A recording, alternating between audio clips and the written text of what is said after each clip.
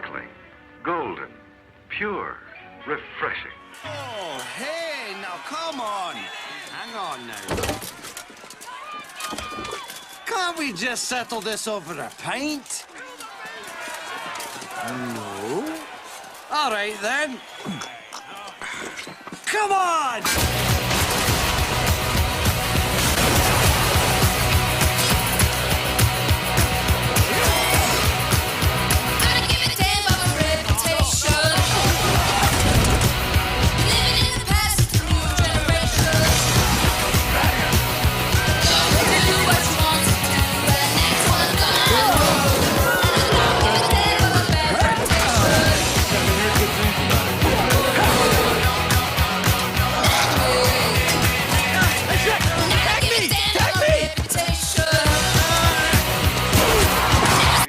Chilled now, and Ingrid serves it in the traditional manner, from a pitcher with a garland of greenery.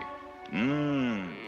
These guys find the kind of relaxation and release they need in a cold glass of beer.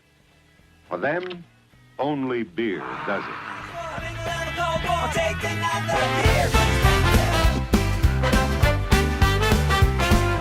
Grandpa's telling tales of yore. Bruce Q talks about comics more. Norm's got jokes that we adore. Hawk's our mascot, hear it roar. 3BeerMen drinking in the streams, laughing like there's no tomorrow. Hawk's loud score praising the bars, filled with joy, never sorrow. Grandpa's got his old school tricks, Bruce Q's latest adventure and more. Norm with laughs that'll mix, Hawk circles watch him soar. Beer cans clinking, stories unfold. Nights like these are pure gold. These memories bold, never sold. In Twilight's glow time behold. Everyone needs a night like this, full of stories can't be missed. Simple joys, pure bliss. In each sip, there's a twist.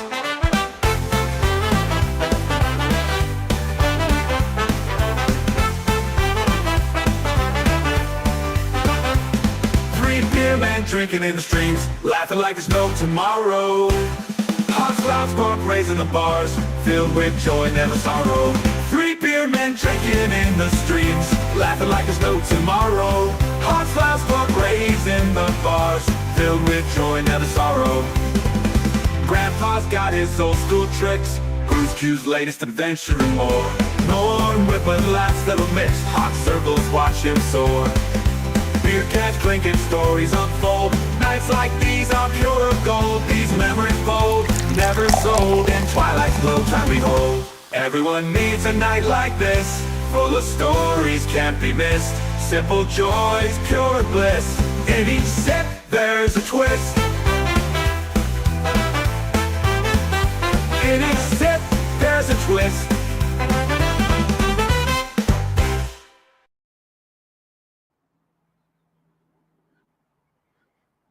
Hello and welcome to 3BeerMen on this fine Sunday evening or afternoon, depending on where you are. So I'm Norm, one of the hosts. Bruce isn't going to be making it tonight, but we do have Cosmac here. And I don't know, did Hawk say he was not going to make it either? Or he may still be in flight. We'll see. Well, and we do have a special guest after intermission during the second hour of the show. So please stay tuned for that.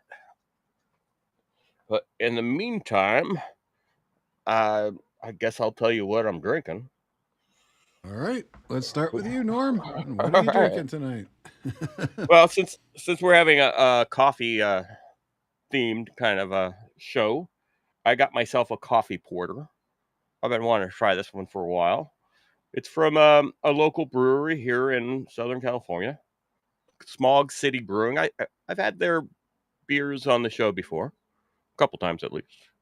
And this one's their coffee porter. And it's a robust porter with coffee. And it's apparently brewed with coffee. Not all coffee porters are actually brewed with coffee. They're brewed with coffee extracts. It's a 6%. So we'll see how dark it is. I do like the label, though. One thing about the Southern California breweries, they do have interesting labels. So it's kind of a robot coffee pot. So Yeah, the first time I experienced a Java Porter was at GABF in 2014. And we were lining up for the 10 a.m. seminar, and they were giving out Java Porters for breakfast. So I had one on the way into the seminar, and I think I enjoyed the seminar much better, actually. yeah, the story I heard was they did make them as a breakfast beer because they are filling. So the porters anyway, and the Java porter I could imagine is even more filling. So this looks really nice. I usually like these when the weather's cold, and right now it is actually warming up here in Southern California. It's 72 degrees right now here, which is actually not really cold. I'm not really warm, but it feels warm to me now. So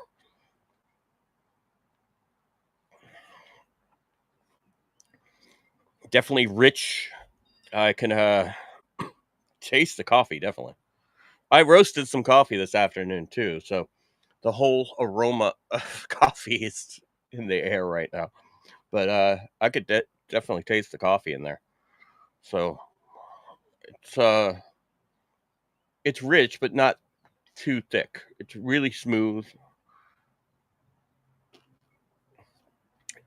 And when I was looking for this, right by the beer section, they have all these canned coffees now, or canned iced coffees now that I Yeah, thought was yeah. beer. I kept on picking them up, and I was like, "This isn't a beer." So, but but A yeah, coffee, yeah, the coffee beer trend is what inspired was one of the things that inspired the topic of tonight's show, coffee beers, which Bruce is very fond of, and mhm. in fact, in just a little bit, I'll show a beer that I got for Bruce.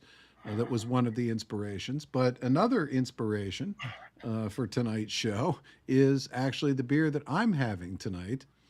And so this beer is a beer from Penn Brewery, which you've seen me have on the show numerous times before, because up until little ways back, I used to own Penn Brewery. And the beer that I'm having from Penn tonight is actually called Peanut Butter Meltaway. So this is a variation of the chocolate meltdown that I've had on the show before, which Penn first introduced when I owned the brewery. So it was one of our creations at that time. So this year they've done that whole "you got peanut butter in my chocolate" thing. Hey, Hey, you got your chocolate and my you peanut got butter. peanut butter on my chocolate. What? Delicious. Yeah, remember that? So, Was that from the but 80s or the 70s? It almost looks like it was from the 70s, but I know from the headphones and everything, it was from the 80s. that 'Cause, commercial was actually from 1981, so it was right on the yeah, cusp. It was still in the 70s clothing style, but it had 80s hardware. So and you're right spot on to notice that.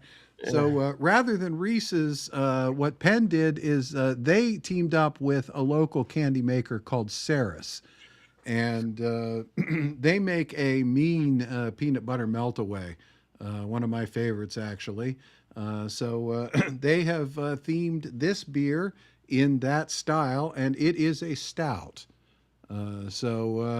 I'm really hoping, with any luck, that this is going to become my favorite chocolate peanut butter beer after Purple Monkey Dishwasher, which they don't make anymore, but I've also had on the show before. That was a chocolate peanut butter porter, which is what you're having, Norm. yeah. Porter is Well, just a little bit lighter than a stout. mine doesn't have any peanut butter in it though. No, yours is just a chocolate porter. I have had a peanut butter beer on the show, but not. I think that was from Belgian Beaver. So, Yeah, how? They actually canned this around Valentine's Day, and I've been sitting on it until Easter. And but I figured I would have it tonight, even though Easter isn't until next week, because Easter this year falls on 420, so we have a different holiday to celebrate next week. So Mhm. we're getting our Easter in early this week. Yeah. It is. So that would make today Palm Sunday. I'm not even paying attention. Well, in fact, Mrs. Cause came home today and brought me one of these. And at first, I thought maybe she was trying to tell me that we need to book a tropical vacation or something along those lines. But no, this was the reminder that today is indeed Palm Sunday. I know, Norm, you can just walk out back and get one of these. We have to import ours. Okay. Well, yeah. Actually, they littered the streets out like the whole That's neighborhood. That's what I Yeah. mean. You can just walk out in the backyard and Yeah. pick up one of those. But Yeah. Yep. Or indeed. anywhere. Yeah. So that's our beer selections for this evening. Shall we jump over and get a head start on the chats? We are just now getting a Sure. raid, so the chat is Oh, going to cool. get a little bit more crowded. Yeah. Thank you, Belushi. And yeah, all our chats are pretty quiet, other than D Live and Pilled, which is pretty normal. So, because that's where a majority of the people come from. Well, let me start out with, or should we start out with? Let's start out with D Live. Do you got that one up? I do. It is a small but loyal crowd tonight, with Willie Fixit having jumped in first, followed shortly thereafter by TL Spud, John Rogers, Syllabore, Jayla17, Bad Bad Zoot, Artist 61, and Val Kimber. That's everybody who said hi so far over in the D Live. So welcome aboard, and stay tuned for the munchies. We got good goodies tonight. Yeah. And Willie Fix It is also over in Pilled, but he was second. Cynthia was actually first. So, well, technically, Willie, you were, if you don't include the people on the show, you were you were third. So, or second, if you don't include people present in the show. And then there was Stacks, and then just Jim gave us a can. Thank you very much, my friend. And then we got the Madness Comic Network, who is also over there on YouTube. And if you don't know, that's where we stream over on YouTube, is the Madness Entertainment Group. So check them out. They have other shows other than us over at YouTube. So if you like communist madness, check them out. And Magatic is actually over there too. Um, so he's not drinking, so he's working at the firehouse. So good to see you over there. And then that's when we got our raid from Belushi. Thank you, Belushi, for giving us 32 people. Uh, And a cookie. and a cook. Well, yeah, I haven't even gotten down that far yet. 32 people and a cookie. A cookie. Yeah. So, yeah, thanks a lot. And if you're not familiar with Belushi's stream, he streams right before us over on Pilled with his Sunday reggae. So, check him out. If you're here a little early, and I don't know, should we even try to say we got lots of good friends over there. Let's see if we can get through them. Mr. Tizo, good to see you. Thong Chaser,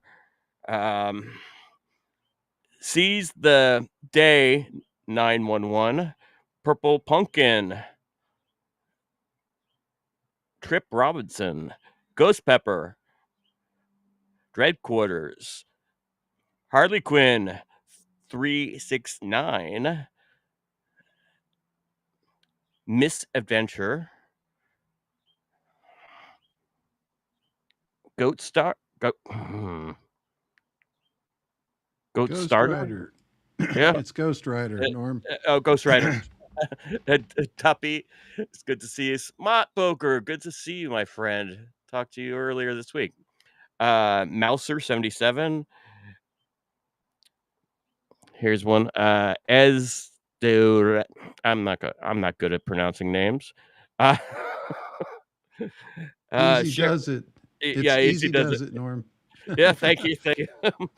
Sheriff Hector, Sweet Hooligan, Julie 65, and Alien Surfer Chick. She popped in after the raid. Lucy gave us a cookie. Magatix also over there. Madness Kind Network gave us a cookie, and Raising Cane, Raising Cane. Did I? Zozo Dude gave us a shades. Thank you, Zozo Dude. And Zozo Yes, Dude with will a be. notice to everyone, those of you who were watching the mystery ship yesterday afternoon noticed that he was having some audio issues. And unfortunately, the prediction that it was capacitors going bad in the soundboard must have turned out to be the case because Zoso says he is all torn down and needs a new soundboard. So. Yeah, so thank you for the shades, man. You should have kept that for a new soundboard. Maybe we'll go back to your show afterwards and give some back. Laura Dora, good to see you. Let's see here. Dong Chaser also gave us a cookie. Thank you, my friend. Coffee Talk with Sandra, who on Saturday nights hosts along with Zozo Dude, and now Cosmax on that show is Foxhole Squares. So you guys got to I'm check that privileged out. to be a regular square, so you can catch me every Saturday night now, 10 o'clock Eastern, and on Coffee Talk with Sandra's channel on the Foxhole Squares, and it is a blast. I really enjoy doing it, and I'm honored to be there. So yeah, it looks like a real fun show, and yeah, our friend Josie was a contestant last night, wasn't she? Was Yeah, that last? Just Josie Yeah, was a yeah, contestant last night. yeah. She almost won. If I told her I was guessing on on the one question, and she went with it, and I was wrong, and oh well. But it was the first time in how many 17 shows or whatever that the guys team finally won. It So it's wasn't. always No, it wasn't. Uh, Kitty also lost. oh really? Yeah. Oh, that's right. So, I forgot. yeah. TL won too. Yeah, So, TL says he won too. So well, no, but yeah. So yeah, no, it a lot wasn't. of rooting. A lot of rooting. I guess it had been like 15 shows in a row. It had been a bunch of shows in a row Yeah, ever since maybe Kitty was on. or But TL maybe, but because I think TL was on right after. I'm not sure. Yeah, TL was on the second show. So I thought Kitty was on the second show. Maybe she was on the third. So because it wasn't against TL. But oh well. But thank you, Coffee Talk with Sandra for the can. Regardless. So, uh, uh, oh yeah, and then of course, Alien Surfer Chick is saying thanks for pointing out that. Yeah. did you She lost. Yeah. mention SM Jameson and Oh Music Man yes. 75? Sorry, I They was getting popped in there. too. Yep. SM Janus and good to see you, and Music Man 75. All these are from familiar names. So thank you for stopping by here. We're gonna be doing some coffee talk ourselves. Coffee talk with Sandra. So, Coffee, chocolate, beer. That's we mhm, got a little of everything. mhm. Um, but I guess we should probably start with this week in beer because that is what we usually start out with. So let me pull up that slide there. There's our this week in beer, and Yeah, so as we mentioned, Bruce is not here tonight because Passover began at sundown yesterday. Once again, I did not make latkes for Spud Talk, but it's not too late. Passover lasts until next Sunday, so I still have time to make latkes. So maybe we'll do some Spud Talk on next week's show. And Yeah. of course, go ahead, Norm. No, that'd be cool. Indeed. But tonight we've got all desserts. We've got desserts out the wazoo tonight, actually. Um, and of course, as we mentioned earlier, today is Palm Sunday, 1 week before Easter Sunday. So, That always seems to fall around Passover. So yeah, I they think do seem to fall around the same time, but just like Hanukkah and Christmas, they're not directly related date wise. They just happen to end up that way. So, so. Yeah, I thought it was a lunar calendar every third full moon, or something to do with the lunar calendar. But what do I know?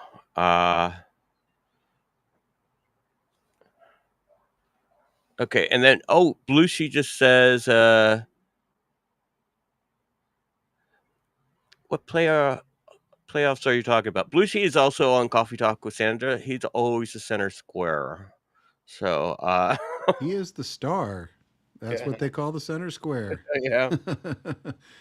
Indeed. It even says starring Belushi. So, um, yeah, McElroy just won the Masters in the playoff.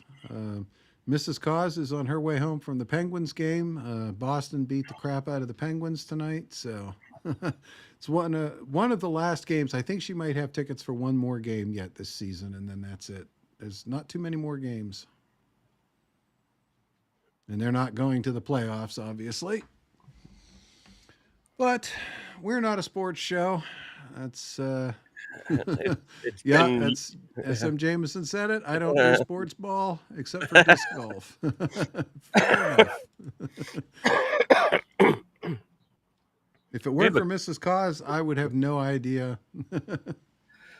I haven't followed golf for years. So, although And we do hap- have a yeah, few visitors popping in over on the YouTube, catching up with us.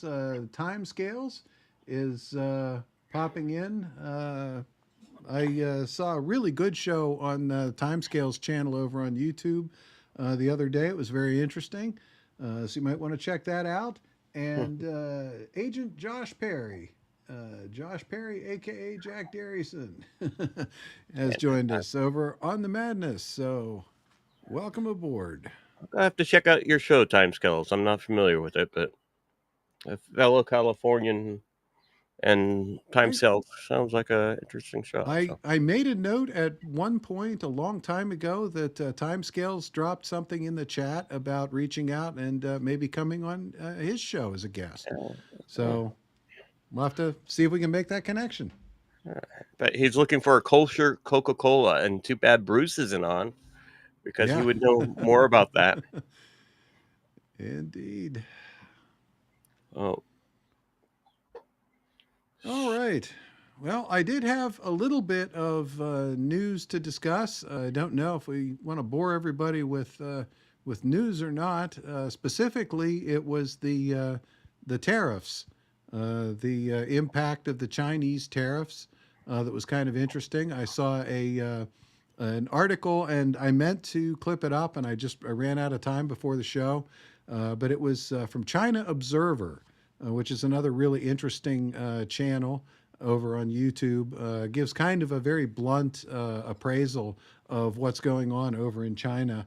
And but this one was very interesting because this was talking about the impact in China on the beer industry, and very specifically how Budweiser was looking at China with the decrease in sales of Bud Light here in the United States, we had talked many times about China being their alternate outlet and Budweiser being one of the top beers in China. And all of a sudden now it's taking a huge plunge because of this whole tariffs thing. And yeah, Budweiser Uh, is taking a big sales hit, like a 15 or 20% sales hit over there now too. and you know what? They had it. They thought they had it out with China. I mean, karma. I mean, they did something. They must have. All know what they did to get where they are, but it sounds like they karm karmetically with karma, they must have done something much worse. Because it keeps on coming. It comes in waves. Because that was the second wave for them. So that's interesting. Yeah, yeah. If if you watch the news coming, at least on the China Observer channel, it's really bad. I mean, I can see it because I have to admit, I am one of the people who did a lot of business with Chinese vendors. In fact, I had a product manufactured in China specifically to order at one point many years ago, switcheroo. And my partner in that business actually went over to Shanghai to to make the business arrangements on that product. We won't be importing any more of those. Not at 145% tariff, that's for sure. I used to carpool with somebody that did that like years ago. Somebody that went over to China, had things manufactured for their company to ship back over here, and so I know that was a big thing where people And used to. I Yeah. was personally impacted just within the last week because I had an order of 3BeerMen.tv openers, bottle openers, keychain bottle openers, ordered from a manufacturer in China, and my order got canceled because of the tariff uncertainty. So It's not a bad thing. It's guess we're just gonna have to get them made in the United States now. yeah, we're gonna have to get used to making things here again. Um, The and price, if like, only there was. I mean, the problem for me, like printed yeah, circuit boards. I make custom printed circuit boards. I've got them lying all over the place. I could probably reach out and grab one. I design circuit boards all the time, and to send out to circuit boards, I can get them. I can literally get them made in China like five for $1. That's hmm how cheap they are. And here, to get a company here in the United States to do the same thing, they're three for $20. Five for $1, three for $20. And the difference is the labor. It's not the material cost. The difference is the labor cost. yeah. Well, and plus, there's a lot of things that you are no longer manufactured here because the Chinese Well, that's the problem. manufacturers. There are so few. There's only a Yeah. handful of places here in the United States that even make printed circuit boards because who's going to compete with five for $1? Yep. And but now, hopefully, this will even the playing field, so we can get more stuff here. And our stuff has actually always been better quality. So Well, and yeah. there is something to be said for automation as well. I mean, I hate to say Uh-huh. this because it doesn't necessarily bring jobs back, but we can bring manufacturing back to the United States cost effectively thanks to automation. I mean, if you've ever seen what one of those Tesla Optimus robots can do, um, you know, there's Which where are they made? The robots. Where do they make those robots? yeah, that's a good question. Are they made in China? I think they're made Oh, in Texas, sweet. actually. Hopefully. Yeah, indeed. I that comment caught my attention right away. Just Jim said we got a pick and place. We just upgraded our pick and place, Just Jim. We do have one of our own for small runs, boards up to about 100. we can do on our machine, and we actually just upgraded our pick and place machine to one that can run about twice as fast and sets up a lot quicker than the old one did. The old one was a really fiddly little machine. Pick and place. Remember when I did this show when I built the Zoso clock board and I had the board underneath the microscope and I'm sitting there with tweezers putting the parts onto the board? Yeah, doing the Well, component yeah, level placing. yeah. Yeah. The pick and place machine does all that. The board just slides in on a conveyor belt, and this arm just and just picks and puts all the components down where they need to go, and then it just shuffles on down the conveyor belt into the soldering machine, and it's all done. You know. So, but I was actually telling them at work that if we need any things ordered, we needed to order it last month. Even stuff Yeah. we don't need right now, we have to like start preparing for the future and order it like basically now. And the finance department takes forever to even get what I'm saying. And now it's like, yeah, now everything I told them to order, they're gonna ask me why is it so much now. But I try to fix the problem. I try to be proactive and fix the problem. And of course, they just looked at the dollar signs. So Yeah, the place that's going to hit me the most is in my tinkering. Like if I want to build another Zoso clock, the boards are going to be a lot more expensive than they were. Or I want to, put something else together. It's all just it's going to cost a little more, but uh, said hopefully it spurs bringing some manufacturing over it, here. in the long run, it's going to hurt us for a little while, but in the long run, it's going to be a good thing. And I know a lot of people that are hating it right now, but I think in hindsight, once we look at everything that's happening, it's got Well, to if be a good thing. Bruce were here, he could probably speak a little more to this. But Mattel and Hasbro are both they're taking a hit. Their stocks both hit all time lows uh, after the tariffs kicked in. Who owns Hasbro now? I thought somebody. I thought their like parent company. Uh, didn't like Death Row Records buy them a while back, or was that just a joke? I think it must be a joke because it says here that Hasbro is publicly traded and most of the shares are owned by Vanguard, BlackRock, and Capital. Okay. So, Well, that's what happened with the indexes. That's the next thing we have to fix. right. Yeah. They own the indexes. A lot of people don't understand how the shares and the indexes work, where you can buy a stake in an index that is owned by another company, and you don't actually own anything. But Yep. that's I don't want Yep. to get into that. That's Yeah. too Yeah. much. We can do that sometime. I own Vanguard, BlackRock, and Capital, actually. So, um, but another business a little closer to you, Norm, that is definitely going to take the hit is going to be Disney. Disney is definitely they're going to take a hit in both directions because not only is their merch, there's all their shirts, everything from their shirts to their balloons to their Mickey Mouse toys, going to go way up in price. But China isn't taking their movies anymore either. Yep. So And yeah, China's speaking, banned American movies. I have to check my dividend check I just got from just Yeah, yeah. that could end up being I painful after I haven't a opened while it. there. Maybe I might have to open soon. No, I won't. Probably get a 10-cent dividend check probably. But I do own stock in Disney, but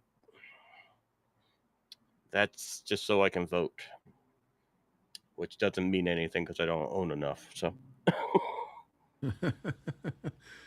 Yeah, but they're right down the indeed. street from me. They, yeah. And I did see, I think this was a Warner project, Norm, maybe you can correct me. A ways back, we were talking about movies being censored. And we talked about a movie that was pulled before it was ever even released. And it was called Coyote versus Acme. And it was a Wile E. Coyote That would feature be, film yeah, length movie. that would be a Warner project, and I don't remember hearing anything about that. Disney, Well, it yeah, was pulled and buried before it was ever released. It was one of those like Batgirl where they just pulled mhm. the movie and basically canned it for the write-off. I'll ask around about that because yeah, Well, Disney and Warner I Brothers are right a couple blocks away from each other. yeah, A lot of right. people don't realize that they're both right down the street from. I drive past both of them on the way to work. So Well, yeah, the reason I brought it up, besides the fact that I'm a huge Wile E. Coyote fan, Wile E. Coyote was my favorite cartoon he character of was all a time. super genius after all. Yeah, exactly. But besides that, I did read this week that somehow, somewhere, someone convinced Warner to unwrite off the write off. And they are going to unmothball Coyote versus Acme and show it in theaters.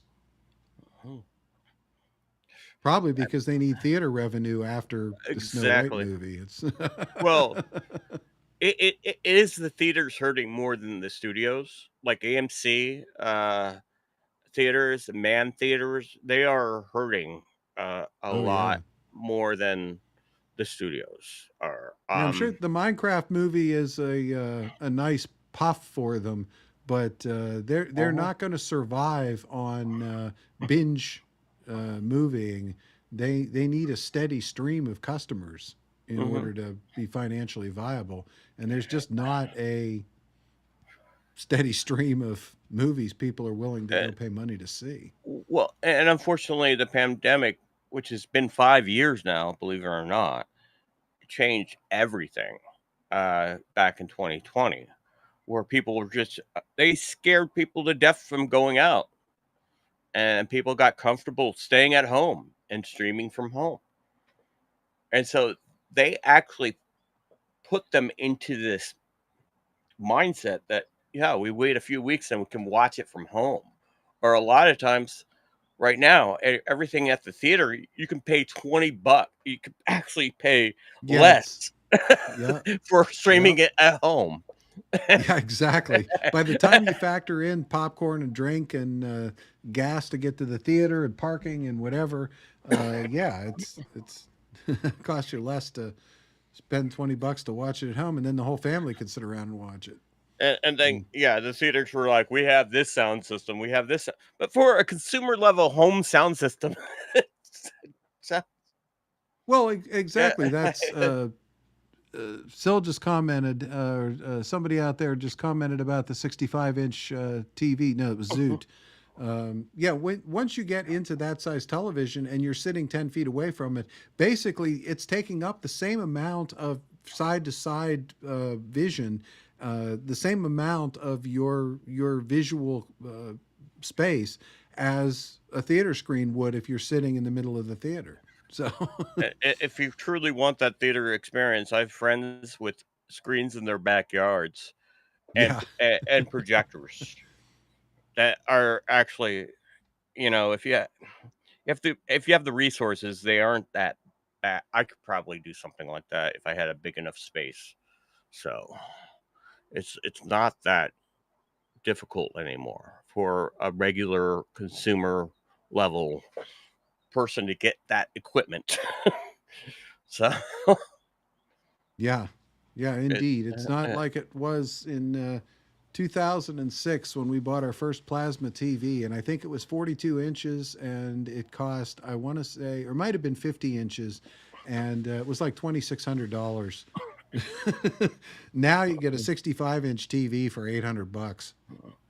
yeah, less than and if you don't need anything that big, a lot of them like the what's mine inside is a 42 inch, I think. It's a 42 inch, and I'd rather watch it on my 16-inch laptop with my headphones. Yeah. I get Yeah, a better lot of sound out of people my now. headphones. Yeah. Yeah. Are used to that. But I'm kind of deaf, so I need headphones. So. Yeah, and Laura Dora gets that right. Plus, you can sit and drink and smoke and use the bathroom at home. Don't have to line up for the bathroom Mm-hmm. or worry about who's going to be in there with you. Or you That's a and whole you other. Uh, you can yeah, pause it while you go to the bathroom, which you can't do at the theater. that's probably the biggest feature right there. Yeah. Exactly. Yeah. Yeah. You get a phone call Oh, too. I was indeed. watching a movie and somebody called me and it like flashed up on my screen. I got a phone call, so it paused it automatically. So,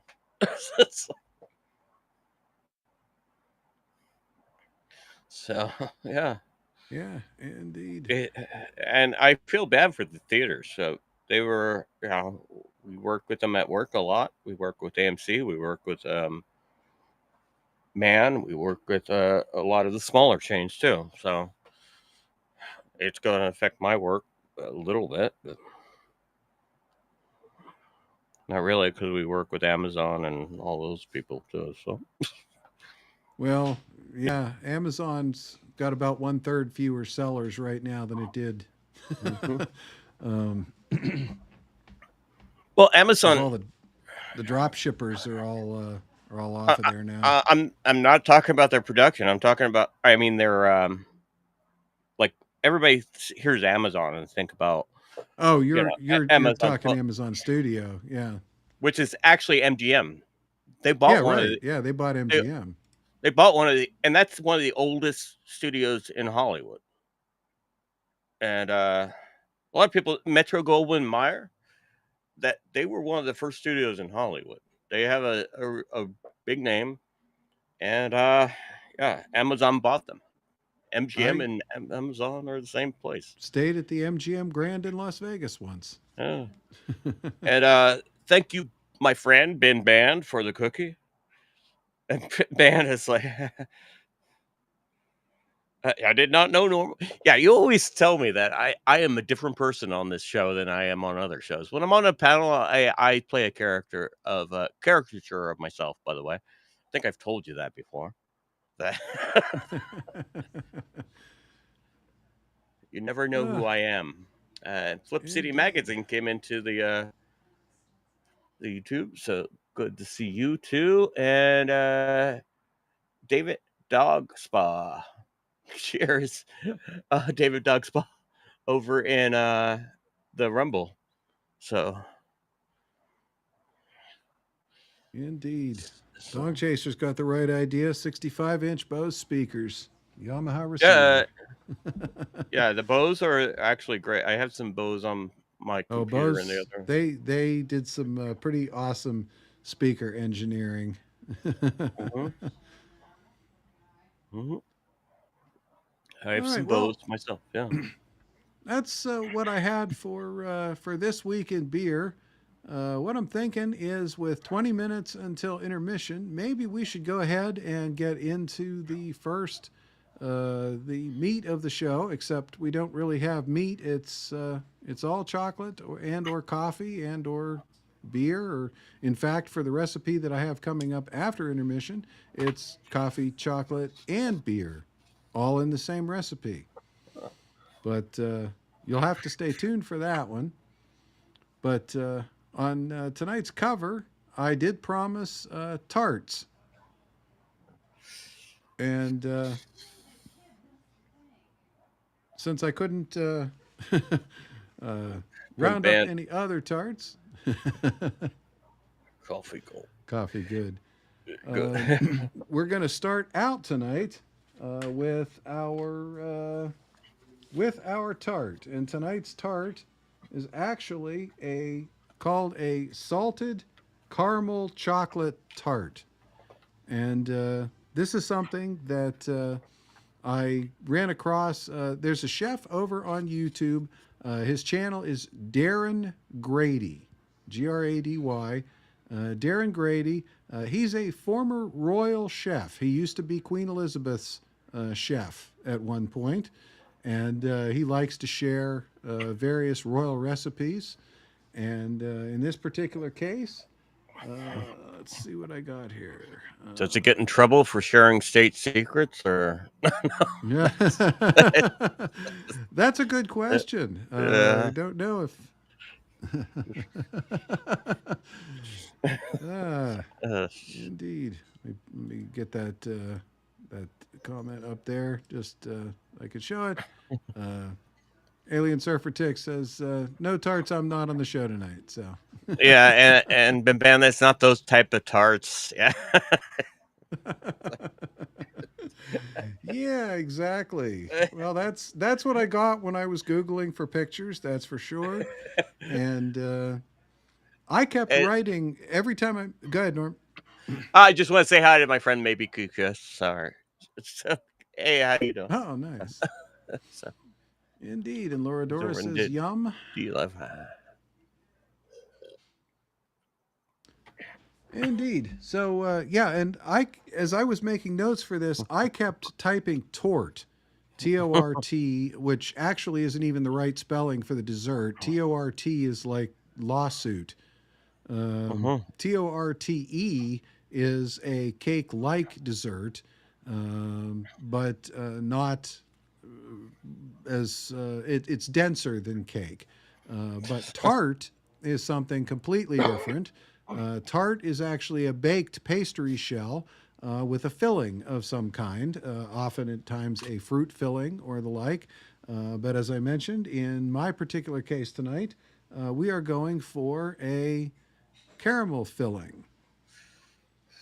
So, starting out, I'm going to make the pie shell here. The pie shell is really simple, much simpler than I thought it was going to be, because I don't bake very well normally, and it actually worked for me. So, the ingredients were just some powdered sugar, some flour, some powdered cocoa, a stick of butter, unsalted, an egg, and the torte pan there, and a bag of beans. And you'll see Bag of what the beans are yeah. for here in a little bit. Yeah, it's everybody's How do going to you scratch their head and say, "What the heck are those doing there?" But how the well? Actually, next week I'm sure a lot of more people are going to be baking well, but on 420, but could that might make could very sense well next week. be. That might make So, sense. measuring everything out, the egg needed to be separated, so I needed just the egg yolk. I set the white aside. It's a quarter cup of the cocoa, a half cup of the powdered sugar, a cup and a quarter of the flour, and the butter. And the cool thing is that it all basically just rolls right up into the food processor, which is really nice. So once I toss all, well, here I think I have a video. I was practicing the new camera, um, and I sped it up a little bit just to keep things from getting too boring. But the nice thing is that it's really easy to make because basically you just dump all those ingredients that I just showed you right there, the butter, the flour, the egg, the powdered sugar, and the cocoa, and you just dump all that into a food processor and basically just let it rip. And in just a few seconds, actually a little longer than it shows here in the picture because I speeded it up, it will come together and turn into a real nice little dough ball there. Scrape it down and run it through one more time just to make sure everything is nice and mixed up. And yeah, it was really that simple, which I had no idea that you could make a dough that easily. And then here you will see more of my lack of pastry skills as I take that dough and I'm going to roll that. I'm going to roll that out. Let me speed that up here for everybody. um, I'm going to do a very poor job of rolling that out, but eventually I'm going to get it some semblance of round and about the right size for the torte pan there, with enough to come up the sides. And then I cut out the rather embarrassing part of me figuring out how to wrangle that into the torte pan, which was done by wrapping it up around the roller and then rolling it into the pan eventually. And then here I'm just going around the edges and Did you cutting have it to off. go? Did Real you have to go neat. to Good. No, YouTube? Did you have to go to YouTube to figure that out, or? I again, I'm following a recipe from Chef Darren Grady here, Okay. and I just did exactly the same thing that he did. All right. But getting So that into the basically, pan, that's yeah. yeah. So Yeah. so that's pressed into the pan and cut off level, and then I'm going to line that with a piece of parchment paper, and this is where the beans come in. This is a technique called blind baking. And the reason why you do this is because the sides of that crust, if I just put that in the oven just like it was, the sides of that crust would collapse. They wouldn't stay up vertical along the sides of the pan. They would collapse down into the pan and just puddle like elephant's feet. And you wouldn't have a side crust on it anymore. So what this does by using pie, these are referred to as pie weights. Now you can buy pie weights on Amazon. They're ceramic beads basically, and you put them in. But as Chef Grady pointed out, there's no reason to buy uh, pie weights to spend that money when you can just get a almost free bag of beans and just use those instead. Well, I'm sure the tariffs are going to be affecting the price of the pie weights soon, so the beans were going to be much more reasonable, costly, right? So, Yeah, I would assume that once, yeah, that'll be another factor. So once the beans are in and tucked up there to keep the pie nice, the shell nice and shell shaped, it goes into the oven. And after 15 minutes in the oven, uh, you can very, very carefully remove the parchment paper and pour the beans off into a bowl. And you can save those and reuse those many, many times. And what you can see here is that in that first 15 minutes in the oven, at 350, by the way, the sides have set up very nice. They look kind of nice and crisp, but the center, the middle, is still wet. You can kind of see that it's still wet a little bit.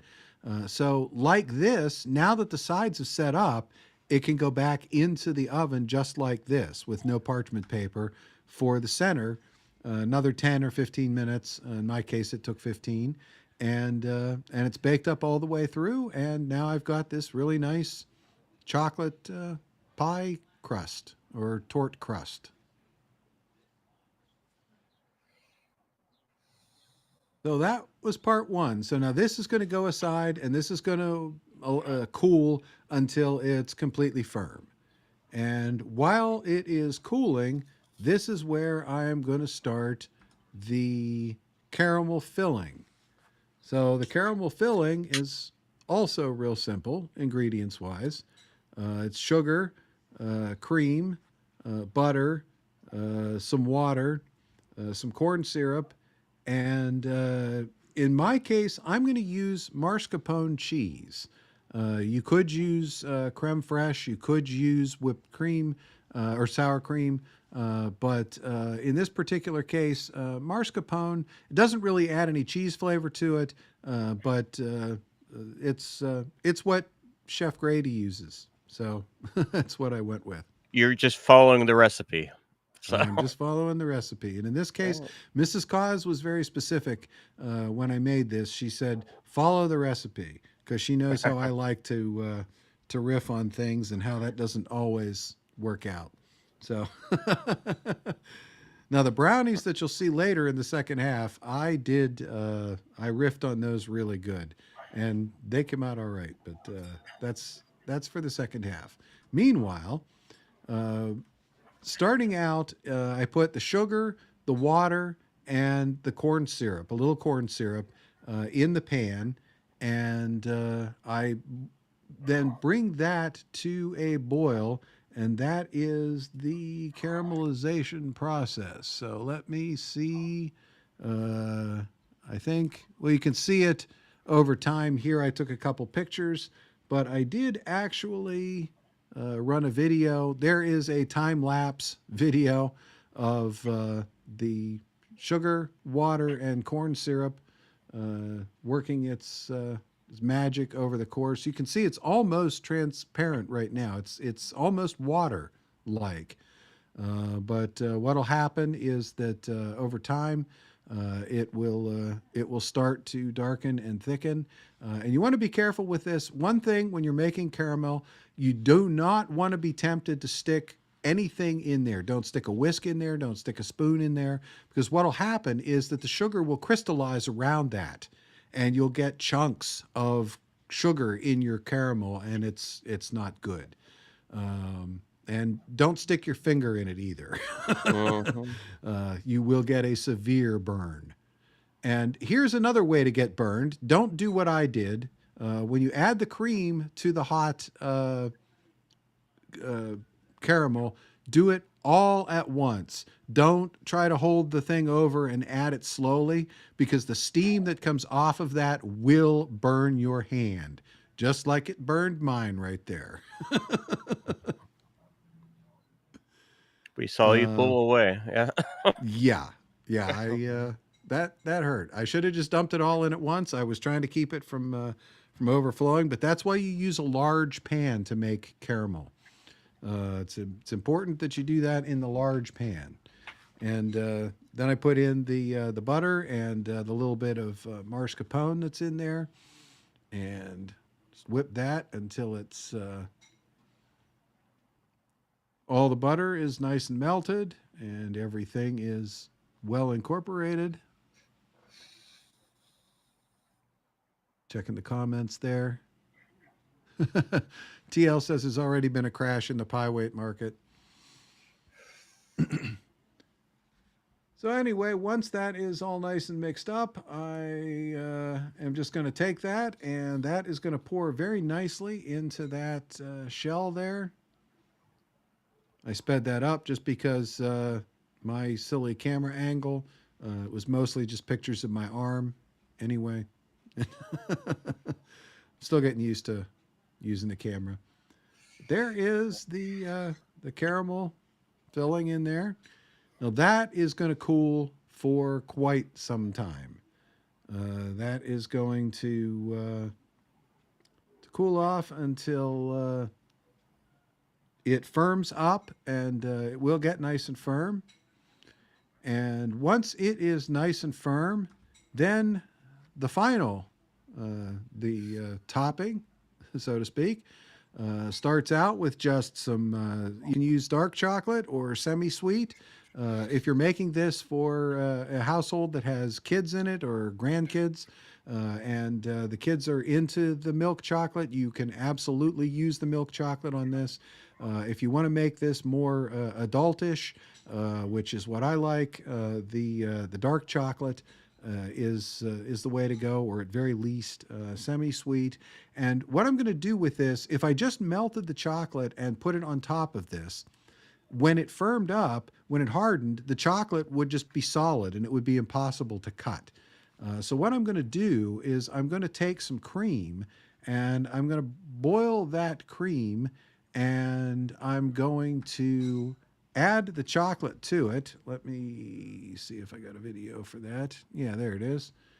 And I'm going to take the cream, and I'm going to, once it's boiling, I'm going to take it off the heat, and I'm going to stir in those chocolate chips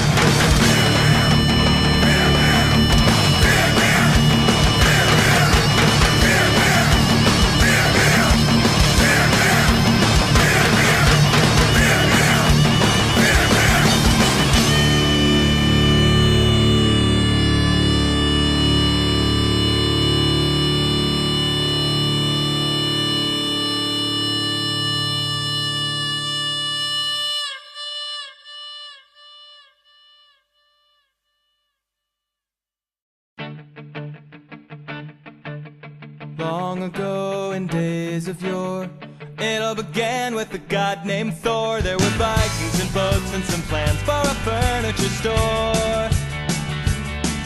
It's not a bodega, it's not a mall. This hill thing for apartments smaller than mine, as if there were apartments smaller than mine. IKEA, just some oak and some pine and a handful of Norsemen. IKEA, selling furniture for college kids and divorced men. Everyone has a home, but if you don't have a home, you can buy one there. Rent a car or take the bus, lay your cash down and put your trust in the land where the furniture folds to a much smaller size. Billy the bookcase says hello, so does the table, his name is Ingo. And the chair is a ladder-back birch, but his friends call him Carl.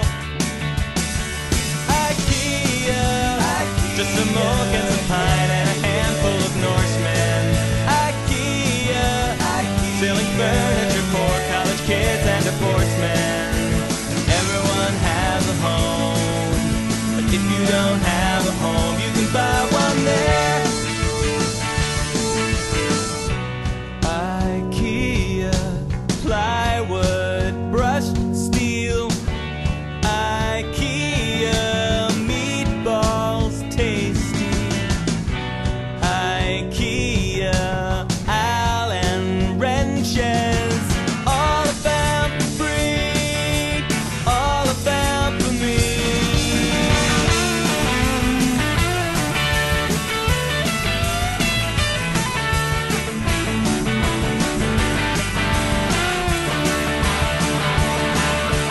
Sorry I said IKEA sucks. I just bought a table for $60 and a chair and a lamp and a shelf and some candles for you. I was a doubter just like you till I saw the American dream come true. In New Jersey, they got a goddamn Swedish parade. IKEA, just some oak and some pine and a handful of Norsemen. IKEA, selling furniture for college kids and divorced men. Everyone has a home. If you don't have a home, you can buy one there.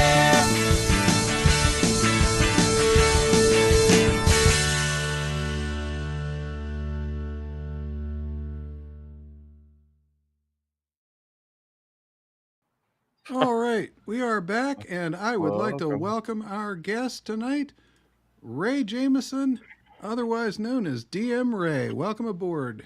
Heidi ho! I'm very happy to be on the show. We are very happy to have you. Right on, man. Yeah, I will have to preface by saying that the person you met over on Creative Chaos, Bruce Q. Wayne, who Yes. Extended the invitation tonight, is off tonight. Tonight is Passover. I hear you. He is our comic and pop culture expert. So he's usually the one who leads the interviews and such in segments like this. So for lack of that, we're going to have to kind of rely on you to take the ball tonight and lead us. So tell us a little bit about your project. I do have your Kickstarter available that I can pull up for us to talk about. Right on. You know what? How about a good segue? If you either I could share the screen or you could share the screen. If you play the trailer, I think that's a great segue into where we currently at with this little mini series I've got going on. Let me see if I can do that for everyone out here. All right, here we go. You guys aren't hearing that, are you? No sound. That's what I thought. Hang on just a second. Let me undo that. Let's see where we need to go.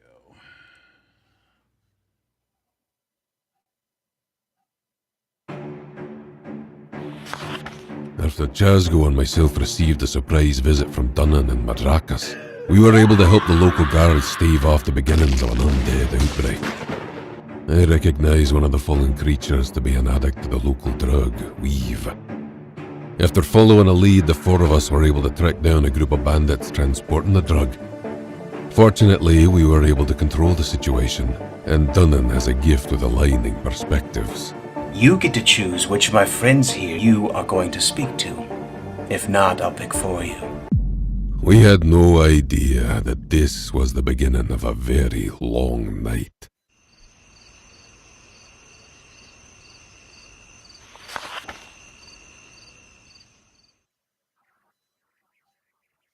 Awesome. Thank you very much for showing that. This is a Kickstarter, which is, apologies, this is a comic miniseries. It is 3 issues long. The whole story takes place over one night. And the story consists of 4 friends getting back together in their hometown. Their reunion is interrupted by, or very early on, it's interrupted by an undead outbreak. They're able to aid the guards in stopping this outbreak from happening, as explained in the trailer. And one of them is led to believe it has something to do with a local drug issue. And the reason he believes that is one of the fallen victims, or fallen creatures rather, is one of the junkies of this fictional drug called weave, but also said junkie does not have any bite marks on him. So by the end of issue number 1, they go from heavily, these 4 friends go from heavily being inclined it has something to do with this. Then there's a curveball near the end, and they're not quite sure. So this is issue 2 on Kickstarter. You can get issue 1 as well. It's medieval fantasy themed, as you can tell, and it's told through the medium of a comic book. And the main core theme of this story is every human being, when they get old enough, there's friends they don't get to see as much as they would like. And those little times you do, even if it's just a fraction of time, passing in a parking lot, traveling through a city, or any other scenario, your inner child is refreshed. And this story is an homage to that caliber of camaraderie. And I'm sure every human being can relate to that. There was a line at the end of Stand By Me where sometimes friends at the end of Stand By Me, Yes. or The Body. Yes. Sometimes friends pass through your life like busboys in a restaurant, or something to that effect. Yeah. And that kind of just reminded me of that quote from the book and the movie. Well, the book was The Body by Richard Bachman. That was a pen name for Stephen King. But yeah, that's kind of that one, I would have never considered that, but you're right. Another one, when you said that, I was immediately reminded of the other one from the movie The Sandlot, where all the boys try to get the Babe Ruth ball back from the dog. And at the very end, they're like, one time, I'm gonna butcher it, I'll paraphrase it. One time you hung out with all of your friends and you didn't realize it was the last time you were going to hang out. And fortunately, in this case, they do get to hang out, but they're just catching up for old time's sake. And similar coming of age stories, but yeah. Yes, but this is obviously after the fact kind of thing. Yeah. Hindsight, so to speak. So yes. Yeah, but yeah, when you get to a time of your life where you realize that you kind of hit me, because I was just thinking about that the other day, where I don't communicate with my friends that I grew up with, and so we all move on, got lives, and yeah, it's a very strange thing. I have people I think about a lot, and that it's a big list, and I don't think I'm saying this with exaggeration, but all of the people on that mental list of mine I think about daily, and they had a positive impact on my life. And originally I moved across country in my early 20s, and all of my friends, my family, I left it all for work, and I never went back. I'm still in touch, of course, but it's not the same as seeing them every day. You know, when you're late adolescence, early 20s, you know, a Thursday night, you got to work in the morning. Okay, we'll only stay up until 3 a.m. this time, kind of thing. And lots of memories from those types of shenanigans. And when I left my hometown, I always look for excuses to hang out with my friends via webcam. And originally, I had this idea. I never played Dungeons and Dragons before, but I proposed, why don't we do this over webcam? I think it'd be a lot of fun. So I had to become the dungeon master. As you could see in my nickname there, DM Ray, it's just short for Dungeon Master. And I made this homebrew world. Not only have I never played before, but I made a homebrew campaign. There's no modules. I made up all of the cities, the towns, the histories, the rivalries, the lore, and so forth and so on. And my friends helped me sculpt that little world. Well, that was well over a decade now ago, pushing 15 years. And this mini series is actually based off of the foundations of that homebrew campaign. The only main difference is I took the characters that the players were playing as, and I injected my own characters in. That's relatable. So many things, and in my life, I left my hometown in my mid-20s, and my friends were still playing Dungeons and Dragons actually every Monday Right night. on. And then when I came back, all the ones that stayed behind were still playing. I wouldn't say the same campaign, but Still going hard. I love it. But they were playing the original, role playing one. But not because this is like in the mid '90s, so it was before the internet got. So Yes, that actually rings. And I went off to my glory to go and move to Hollywood. So some people go off to war. I went to Hollywood. Won't go into my story. You mentioned moving across country. That's across Canada, right? For all yes, our I do live viewers? in Canada. I moved from Southern Ontario to Western Canada. I moved a couple of provinces away. We don't have states, but it's the equivalent of. Saying hello. So, seeing some of the private chat there. That's in YouTube, I believe. Yeah, Kitty saying hi. Yeah, that's lots of yeah, and as Kitty points out, your campaign. So let's talk a little bit about that. It started the beginning of this month, right? It did. This is going on all of April. Issue 1's campaign, I have almost reached the same amount of funded dollars within half the time. Half the time hasn't reached yet. I'm really close. Last time we surpassed $2,000, and that was after 4 weeks. Tuesday will be 2 full weeks. We're really close. So I'm very flattered. It shows we have repeat customers, people that are enjoying the book. Some of the things that I've been getting really good feedback from is they like the 4 characters. They're very unique from each other, but also more importantly, all 4 of them. Once you read about the character, if you had to summarize it, you couldn't use previous characters. You couldn't say it's like this person and this person combined, which I'm very flattered because I thought very long and hard about these characters. If you go on the Kickstarter page, as you can see here, just underneath the title, there's 4 bios of the main guys. They all have a theme of who am I and how do I fit in this world, and they're all expressed very differently. For example, that large green individual with the cape, he can't hide his appearance. He doesn't know too much about his own culture. He was hatched and raised by humans, but anything he can learn about his species and his people, he takes very seriously. So that armor is actually just ceremonial. He's not really a gifted fighter, despite being over 6.5 feet tall and clearing 350 pounds in weight. So for him, he doesn't try to hide his appearance because that's kind of ridiculous. So he does the opposite and he just embraces it. There's another fella. Go ahead. He uses it for intimidation.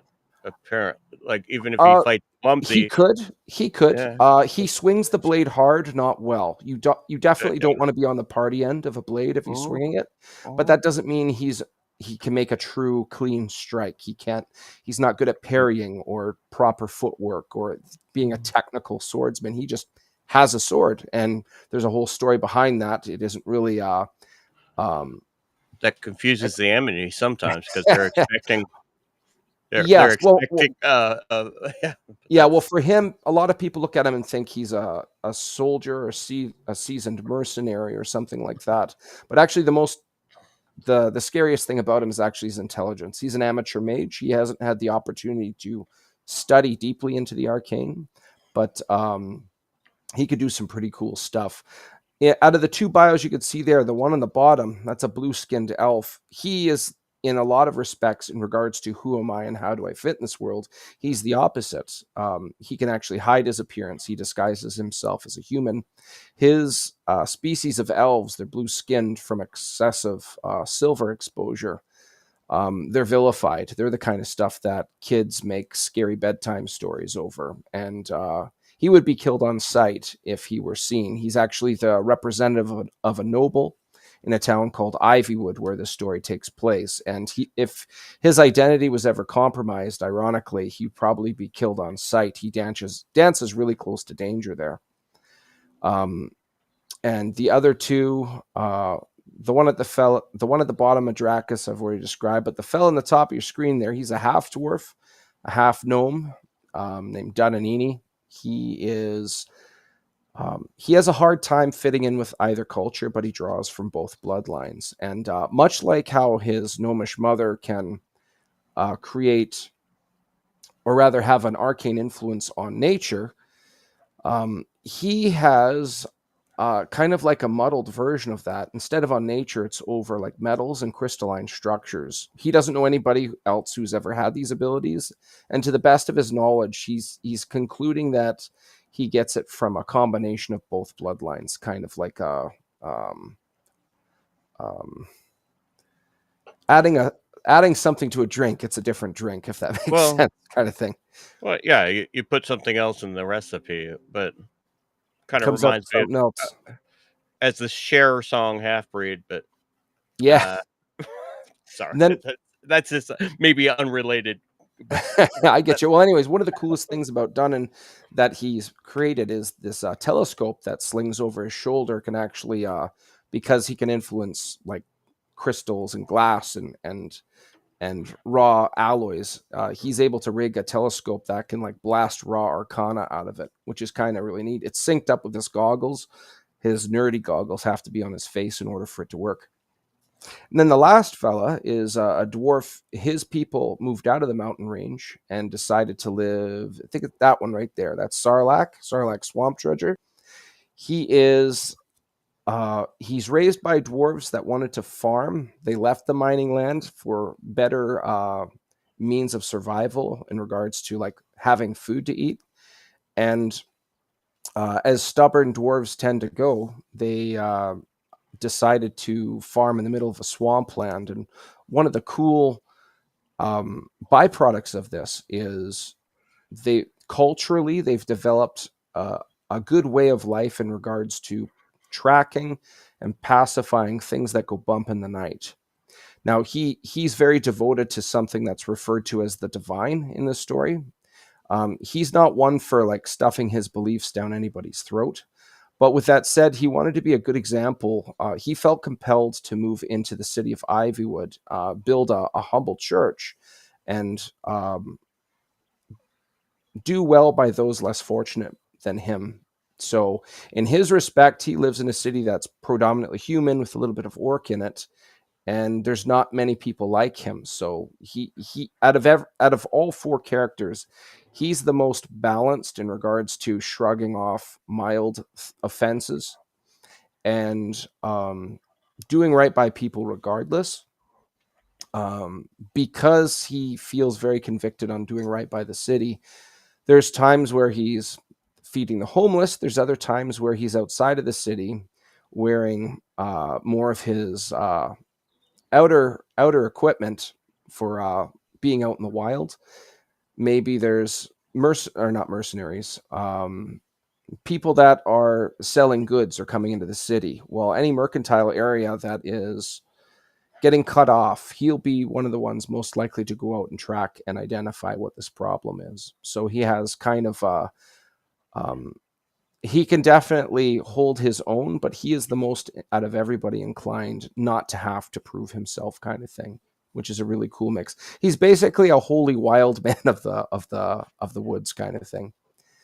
And can I just say so? I love the way you mixed up the lore and made all of them like kind of outcasts in their own skin, of making them a mix between two different worlds of it within the lore, and then like they're all just like half, this culture, half this culture, raised by this culture, but you kept true to the lore. I actually even love the template you use for the bios, because Thanks, man. that goes back to classic 1970s to 1980s Dungeons and Dragons to Yes, my sir. but you took these characters and took the, where am I, who am I, what's my motivation, sort of thing, which is actually method acting, uh sort of way the method actors get into their characters, um and but you made them all different and bond from their differences. And Yes, and I really like that, so sorry. thanks, man. Oh, that's okay. No, And you that's kept really true good. to the lore too, and that's something that's, I don't know, not many people do because it's not easy thing. So I really appreciate that. All four characters are actually based off of people I know.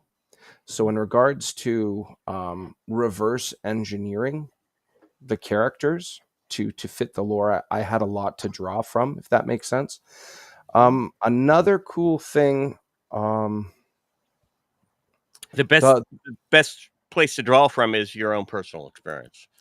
I'm told you write what you know. The word madcap just means eccentric. And so I figured here's a bunch of non-humans in a predominantly human city. It just felt fitting. It's not like they call themselves the Madcaps, but it just felt right. And something else I really enjoyed doing was writing how they fed off each other in good and bad ways. There's times they rubbed each other the wrong way.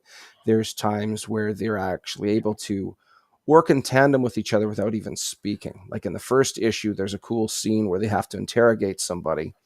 And Sarlacc, the dwarf, who's speaking nicely to this individual, can't get any information out of him. And so in the background, you don't really see it too well, but you can see it. You see Chazgo and Sarlacc gesturing to each other like they know what they're going to do next. And then Madrakis goes and just outright stabs this fella. They're asking questions.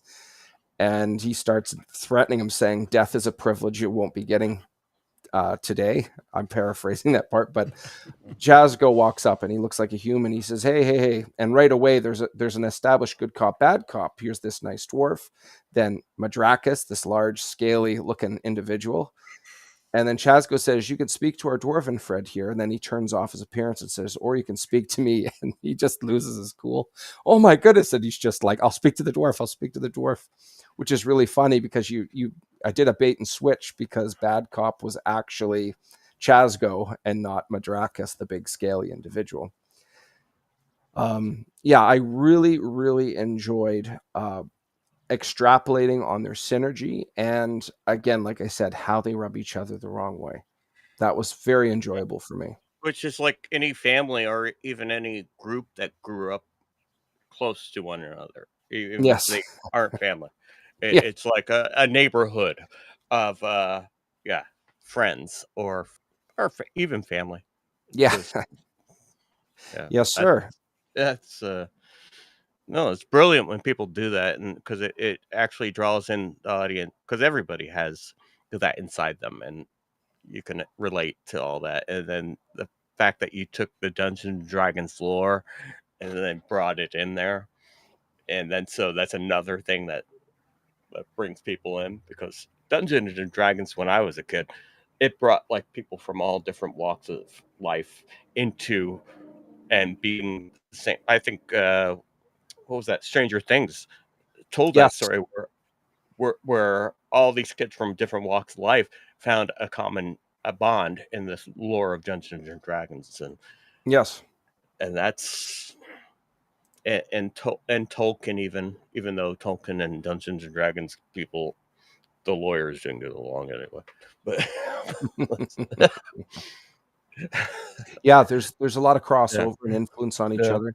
Apparently, for the longest time, there's a long, confusing relationship between Tolkien, the estate, and D&D in regards to Mm. hobbits and halflings. Apparently, Yep. that's been a big, messy legal Oh, thing. that was I remember when that all unraveled, and it was they had to change it to halflings because of the the Hobbit was trademarked by the Tolkien estate, and Right. thank you for saying the estate because I don't think Tolkien would have bought it. Yeah, I think he would have it been flattered. I think he would have been flattered, but his kids were not flattered. Right. So or his family, but Right. I want to say hi to my friend Drunken Rocky because he says we never respond to the chat over there in Rumble, but thank you for stopping by. So, now this is definitely I think Generation X, uh, well, the nerdy Generation X, like my my generation, would really appreciate this Now, series. Cosmic Grandpa, I don't think you're sharing. I see you scrolling through the page, but I don't think it's Yeah, shared on the screen. I was just looking. Is there anything specific, or do you just want me to pull it up and just scroll at Sure, random? if you scroll up to the covers there, we can talk a bit about that. But yeah, in regards to Gen X, I'm the younger brother of a Gen Xer. I'm born in the Orwellian year of 1984, so I'm according to statistics, I'm slightly outside of Gen X, but I do have a foot in that world through my brother. So I was raised on things like Well, He-Man, Masters of the Universe, G.I. Joe, you're Thundercat. you're the sibling of Gen X, so there are two different types of millennials that were on the cusp, and the siblings and the Yes, Yeah, right. The ones I who grew up under the Gen X influence. Yeah. yeah. right So on, man. But this is the main cover. It's drawn by Kenny Calderon. It's colored by Dan Kemp. Big shout out to those fellas. They um, for anybody who doesn't know who Dan Kemp is, Dan Kemp has colored over 100 issues of Spawn, from 50 to 150, basically. He's also colored Marvel Knights in the late 90s, early 2000s. He's also colored the John Romita Jr. era of Amazing Spider-Man, basically, I believe, leading up to Civil War, the original. He is not scared to use vibrant colors and knows exactly how they work. This man, in regards to levels of intelligence with color, this guy is world caliber, and I'm very flattered. He colored all the interiors. Kenny Calderon, I got him referenced from Philbo Publishing, a couple of different contacts in that respect, and it's the first time I've worked with him, and I am flattered. These guys knocked it out of the park. One thing I try to do with all my covers is I try to have them have something to do with what's going on in the issue. If you look back at the late 60s, early 70s, and I've said this on other podcasts, Spider-Man is helping Doc Ock break out of this bank and rob it. Turn the pages to find out why he's doing this. And I always appreciated that, where you were invited to jump into the comic. So mine is a little bit more subtle, but it that was still has something to do with the comic. that Doc Ock first appeared in Annual. I probably still have that one. So I think he was. That was my my generation of comics. Yes. So yeah, Amazing Spider-Man was my favorite. If you go back up just one sec, I just want to say one more thing about that cover. One of the things, like I was saying, it has something to do with the issue. So in this case, they're able to track down the headquarters of a drug distributor. And so as you can see, they're walking into a path that has a lot of overgrowth. And you can see by their varying facial expressions, there's something strange going on, and they're about to they're stiff upper lipping, for lack of better wording. They really want to get this done. But yeah, you can go on to the next cover. So, can I ask you something about Yes. the whole? Okay, so you write the comics, and I've always been fascinated about the inking and the coloring. Yes. Uh, um, when you communicate with the color, the people that do the coloring, like, do you just say the field you want, or do you actually how much do you how do you portray? What's the Are word there I'm many looking? amendments after the person finishes? Yeah. Okay, I get Well, what you're yeah, asking.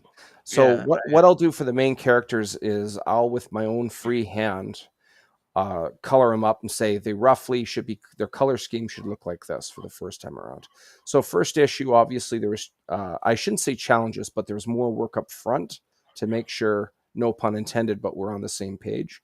The other thing I said is this is during nighttime, so the mood is the definitely a certain way. shading is this way and that way, and Yes. yeah, So other than that, Dan, he just knows what to do. Like, he's done it so many times. He's colored Todd McFarlane. He's colored Capallo. He's yeah. colored Chance Wolf. He like I already mentioned John Ramada Jr. He knows what he's doing, and he definitely knows exactly.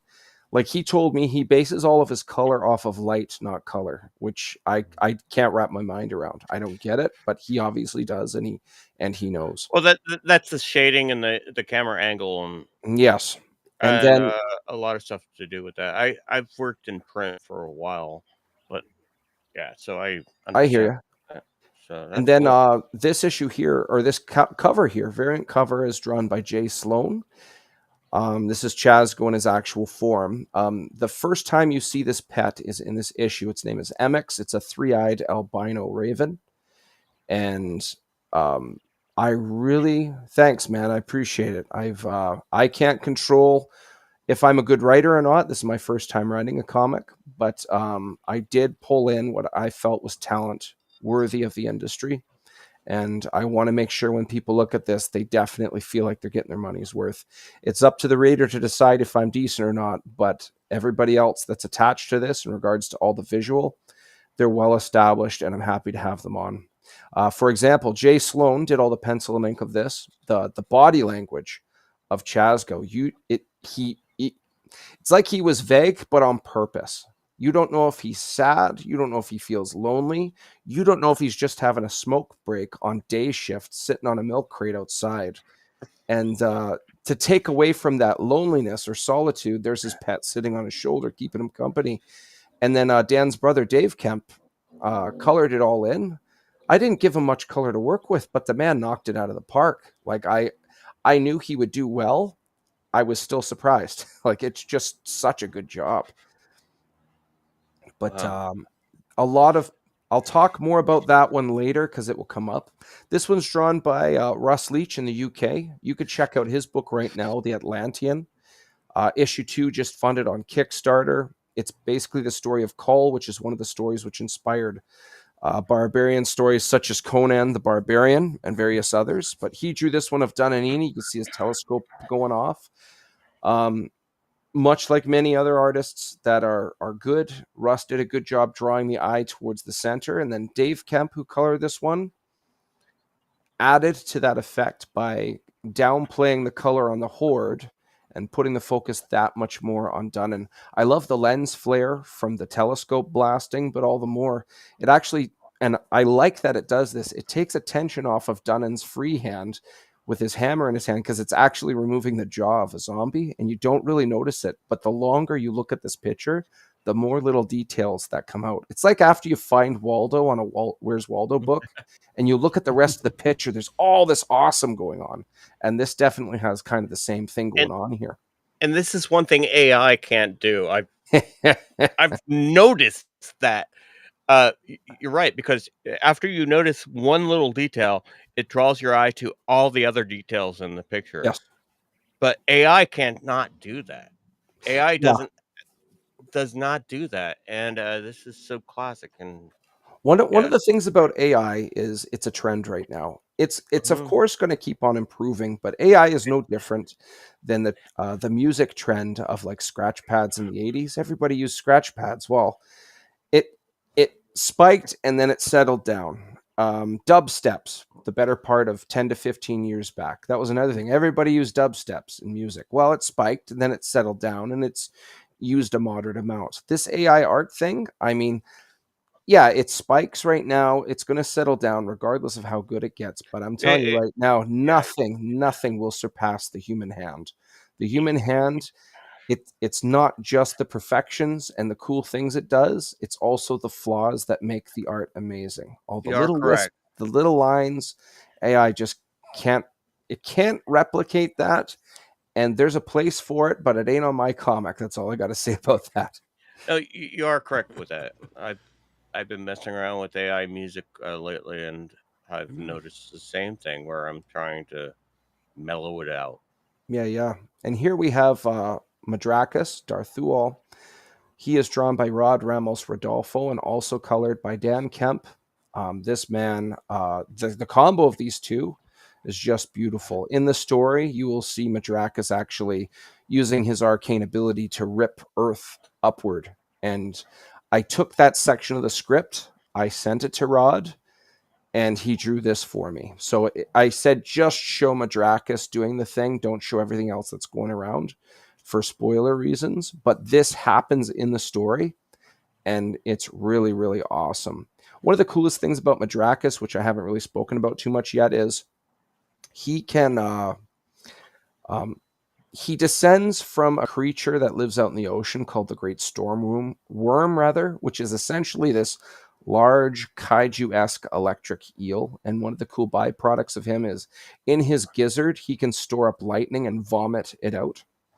And this is no different than a snake with poison in its fangs or a skunk with that very smelly defense mechanism. He only has so much in him, so it takes a while for him to regenerate it. But it is a really cool thing. People really like. They like all the characters. I've based off of people's reactions of all the characters. My summary of people's opinions of Madrakis is he's the equivalent to like what they would call the Sixth Ranger in Power Rangers. If you watch the original Power Rangers series, there's that Sixth Ranger. His name was Tommy, the Green Ranger. He did all this cool stuff and he was a fan favorite, but very seldom did he ever do like the finishing blow. But everybody just loved him, and I'm definitely getting that uh, overall opinion of Madrakis. He's large and in charge, but his scariest thing is his potential in the arcane. In the first issue, one cool thing he does, you don't get to see him do too much with magic, but you get to see it here and there, just little tidbits, little tastes.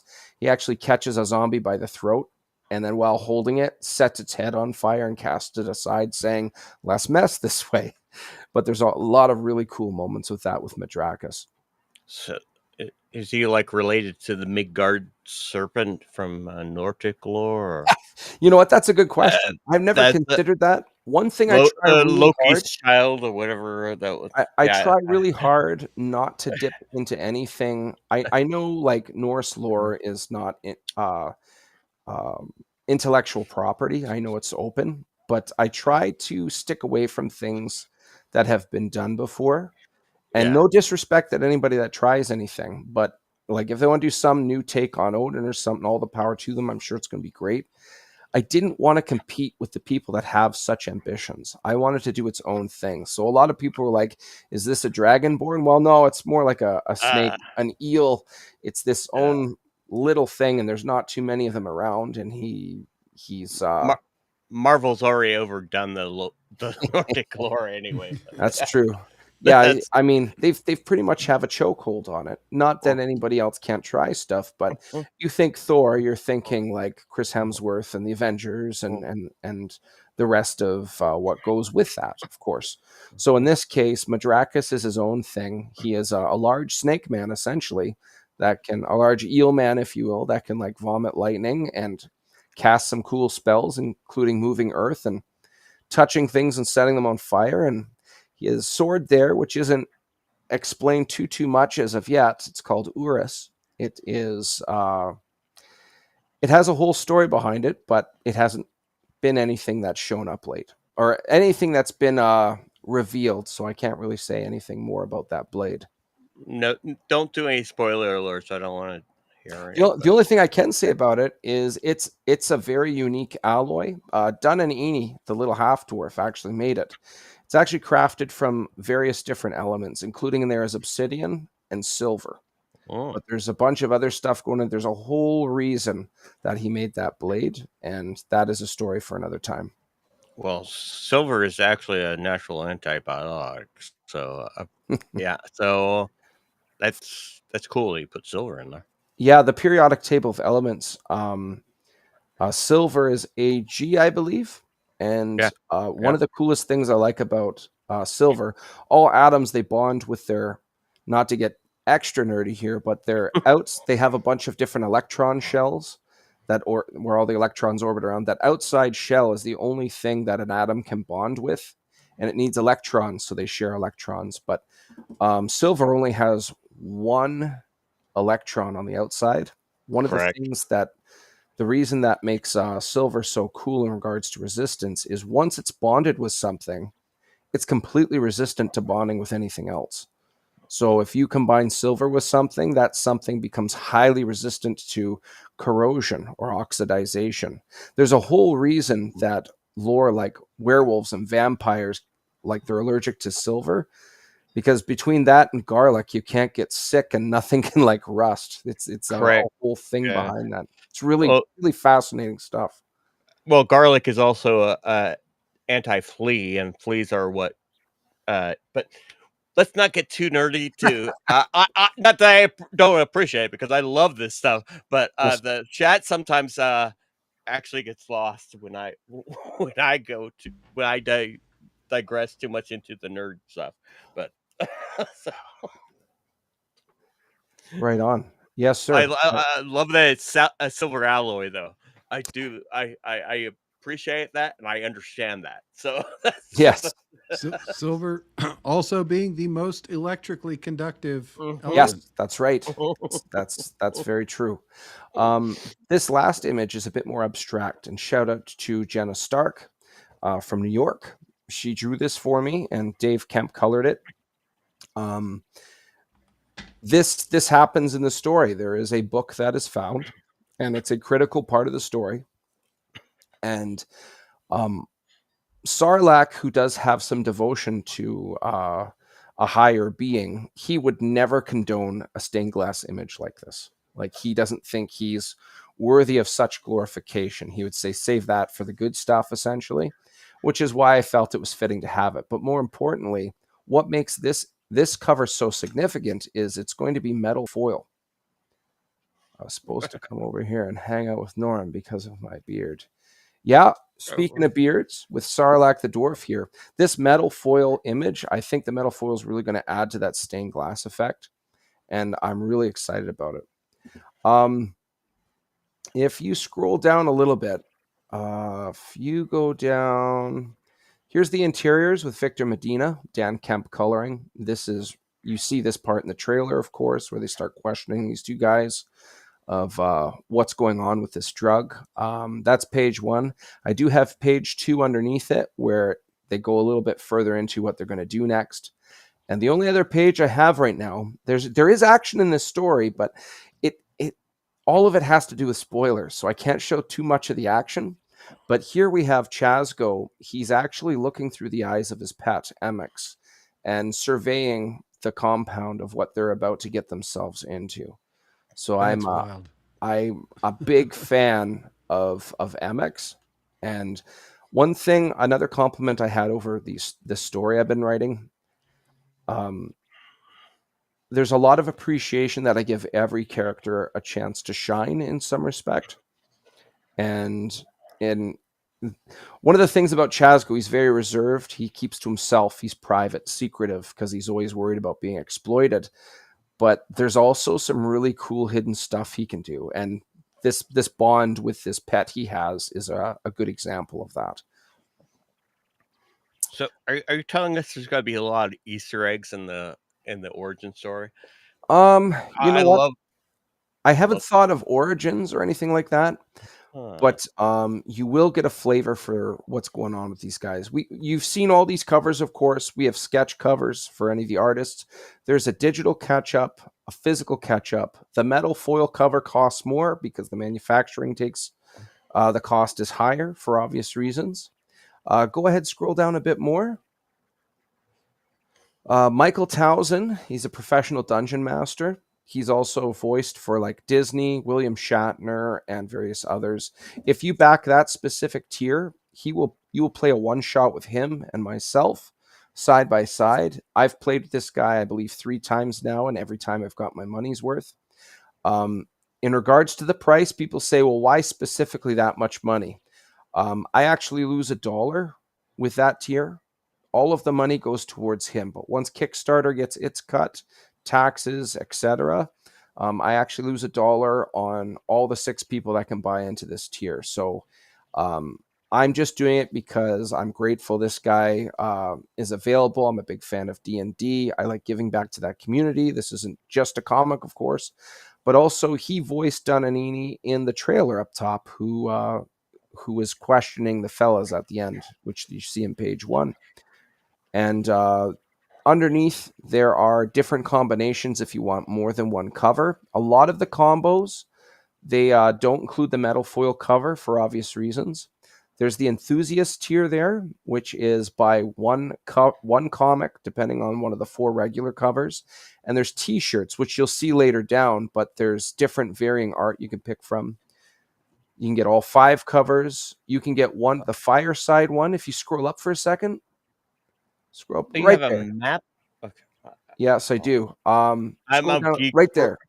Right there. geography. That's good. That's okay.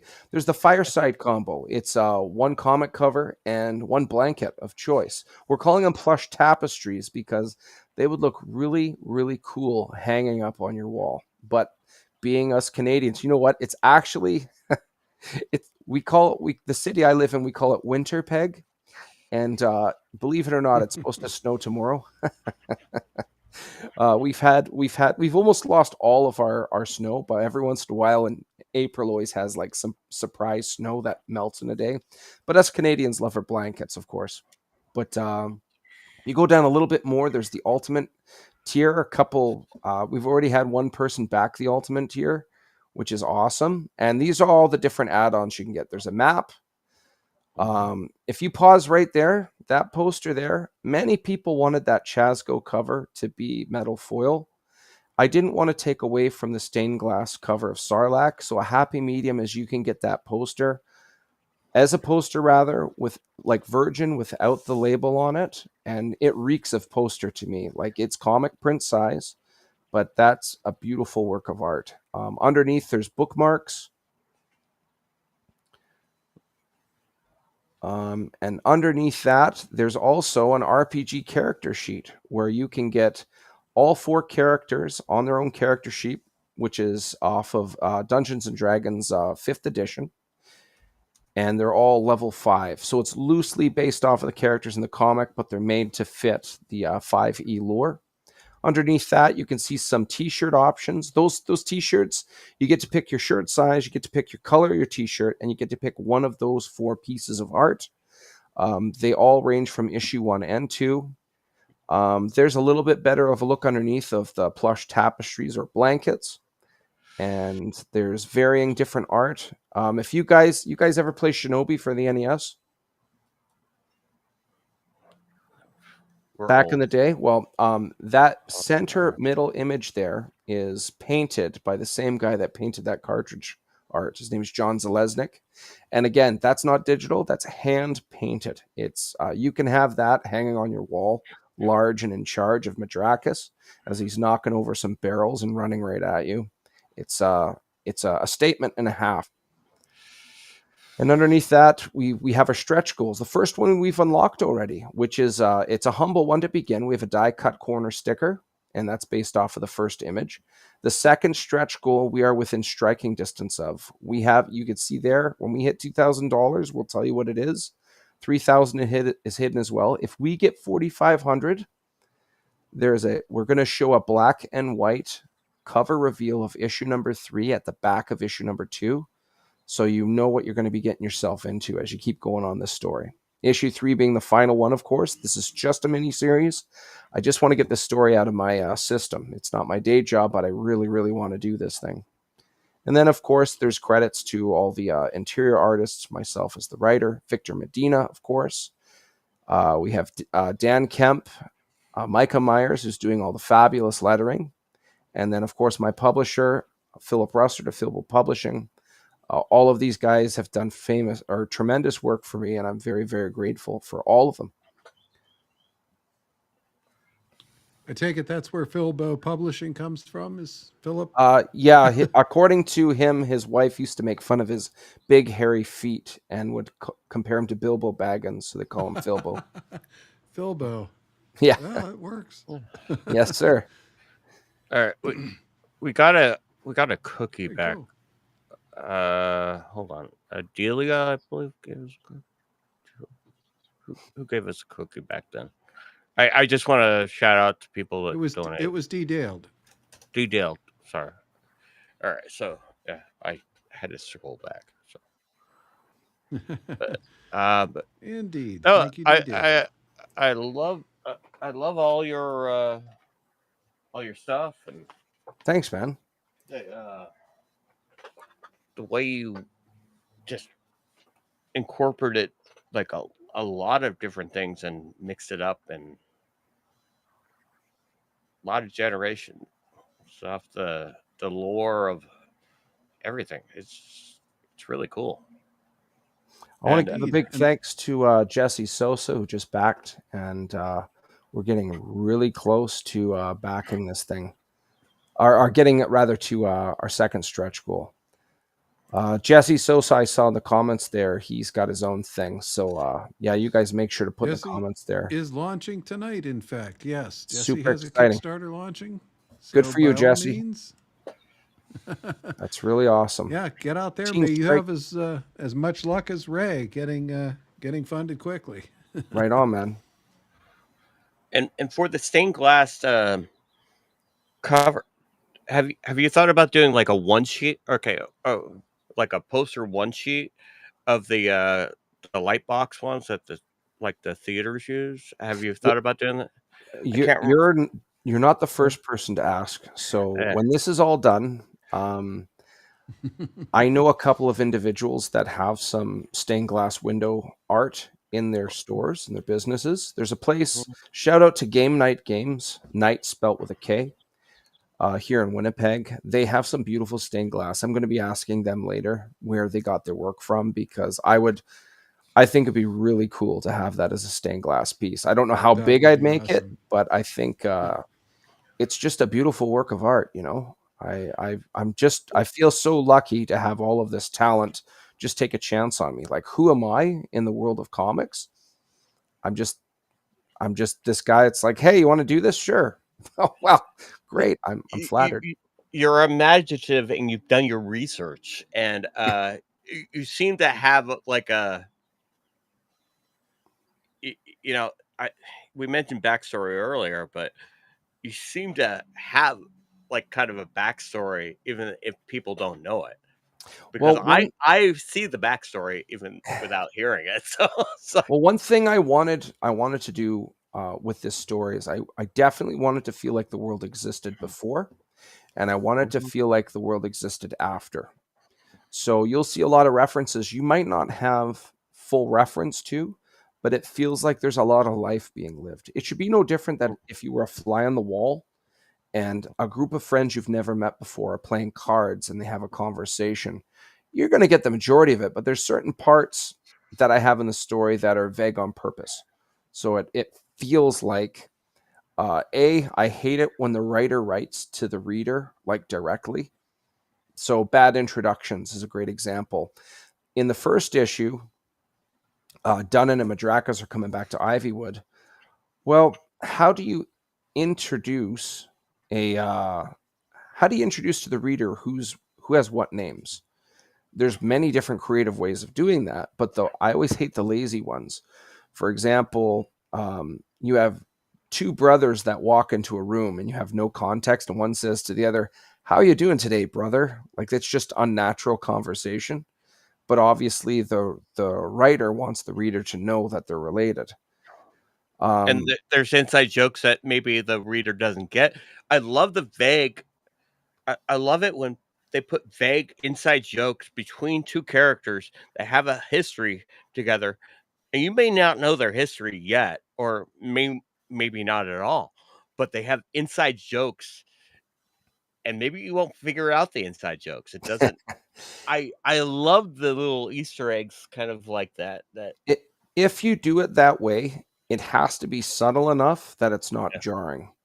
Yeah. If you're going to do something vague, it's got to be subtle that it's not like the attention grabber of the scene, just some throwaway thing while you're talking about something else.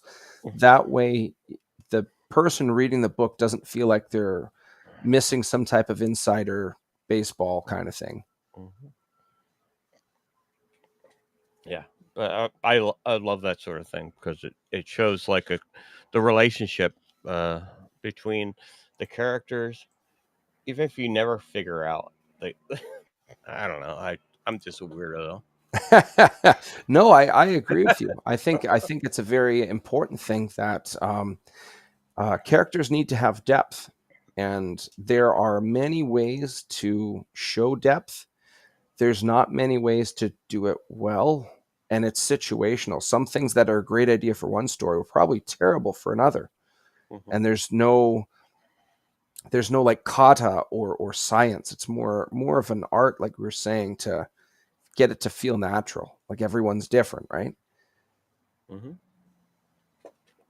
Yeah, but yeah, just show that diverse. Yeah, like I said earlier, like when I studied from like Uta Hagen, studied under, I believe, Stanislavski. It's like, where am I? Who am I? What's my motivation? What made this character get to this point? And right. And that's like, I'm not. I'm a failed actor, by the way, but I still studied it and learned. Yeah.